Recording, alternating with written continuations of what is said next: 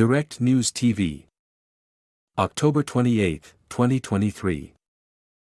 Dispatches from Ukraine's front lines, a brigade on the southern front. The brigade is self-contained and designed to quickly exploit gaps and take advantage of any progress Ukraine may have made in the fighting, without having to wait for other specialized units. Because of this, they are always at the sharp end of the fighting. Dimi quietly sings to his young boy on the phone while we all loudly discuss what is happening in Israel and Gaza. As we follow an escort car to the rendezvous point, 2 fighter jets on combat patrol fly overhead, low and fast. The white arcs of smoke from rocket launches hang in the still morning air. The checkpoints become more muscular the closer we get. The soldiers manning them are heavily armed and focused, although we breeze through with the escort. We are taken to meet the brigade commander who will brief us on what we are allowed to film. After a brief chat, we are told we can return tomorrow to witness the preparations for a pre-dawn assault. Today, Stepan, sharp-eyed with a black wispy beard, will be our guide and take us to interview a T-72 tank commander. Much talk has been made of Western tank donations, but it's the Soviet legacy T-72s and T-80s that provide the backbone of Ukraine's armored units. We pile into a convoy of military vehicles.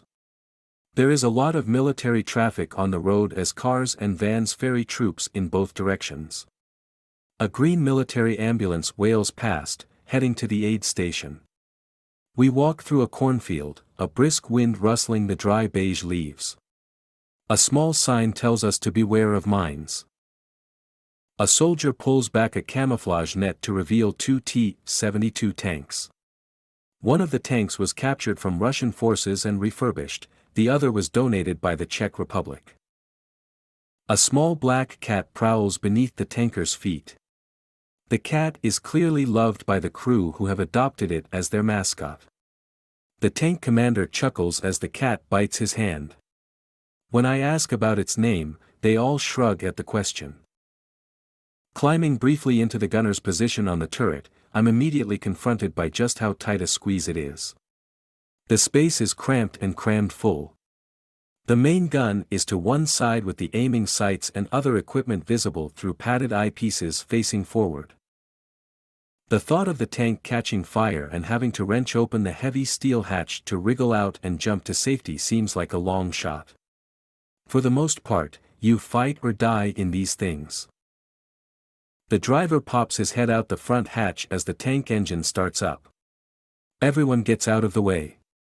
Just before it starts to move, he beeps its horn as a warning, a strangely ineffectual sound, like something from a scooter. Under guidance from a soldier in front, the tank roars out from under the camouflage netting, turning and lurching as it growls out of sight, leaving a thick pall of engine smoke in its wake. Alastair races off to catch it driving around the corner. He then pelts back just in time to film it returning. Its size, noise and speed catch us off guard. Who would have thought something that big could be that fast? A group photo, handshakes, goodbyes, and we are off, this time to a frontline trench system, albeit in a quiet sector. Getting there is a 20-minute ride on the back of a pickup truck bouncing over potholes, the tires whipping up dust as we are thrown around while nestled between supplies. A grinding stop. We jump off the back and into the trench system we go. The dirt floor is tidy, but the surrounding area is littered with used paper plates, plastic bottles, boxes, sacks, and netting. The soldiers are dug in on a tree lean, the open ground of southern Ukraine being virtual suicide to cross. In the first bunker, food is being prepared, the assigned cook methodically stirring something steaming in a pot. To our eyes, it's almost pitch dark. Several bangs ring out, one after another, as an artillery battery steadily fires a salvo of shells at the Russian positions. Booms from other directions occasionally join in. The only other sounds are the wind moving through the trees and quiet conversations between the soldiers. We share the bumpy ride back with some soldiers and chat in broken English. What music do we like? They ask us. As children, they listened to Metallica and AC/DC. AC/DC Zane and I both coo in reply. Some things are international. Stepan takes us to a house where we are offered coffee and biscuits, then given a talk in Ukrainian about mines. The engineer giving the lecture shows us various kinds of mines, anti-personnel, anti-vehicle, and 2 types of claymore mines. More coffee and biscuits. One of the soldiers receives a promotion. We all clap and the middle-aged man looks sheepish as he has his picture taken. We are driven to the next town to interview a local commander. Everything here is ruined, burned, smashed, littered with rubble. There are holes where there should be walls, burned cars lie rusting. Want to know what the apocalypse will look like? Come here or any other war zone. Mini apocalypses, local ends of the world, dotted around the planet, coming to a neighborhood near you.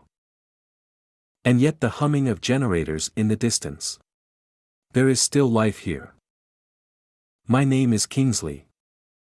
Please like, share, subscribe and hit that notification bell so you can be the first to be notified whenever we post. You won't regret it.